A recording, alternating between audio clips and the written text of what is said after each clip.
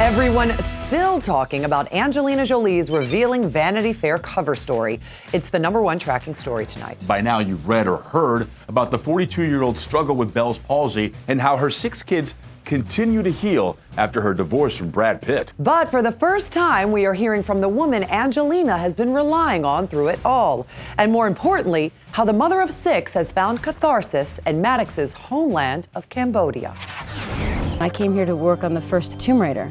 We were the first film since the war. A friendship that has transcended Angelina's past 2 marriages and inspired her journey towards motherhood. When I met Loung, I just really begun to understand Cambodia. Loung is the author of First They Killed My Father, which Angelina has now adapted into a Netflix film.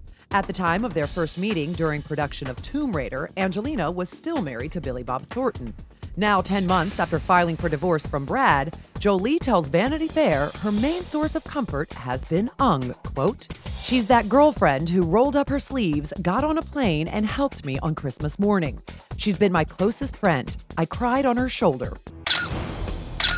While Angelina oozes old Hollywood glamour in the pages of Vanity Fair's September issue, during the interview, she was raw and vulnerable, yet carefully measured when describing life leading up to their split. First, Angelina said, quote, "Things got bad," and then corrected herself by saying, quote, "I didn't want to use that word. Things became difficult."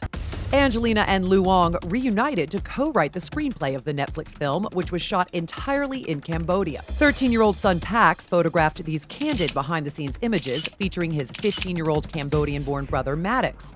Maddox was also a production assistant on the set. Angelina tells the magazine it has truly been a full-circle moment.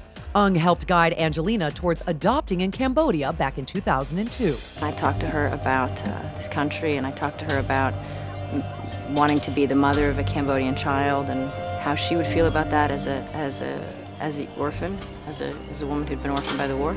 At the time, then 7-month-old son Maddox was living life abandoned by his parents in an orphanage. Maddox was the last child I saw, and he was asleep.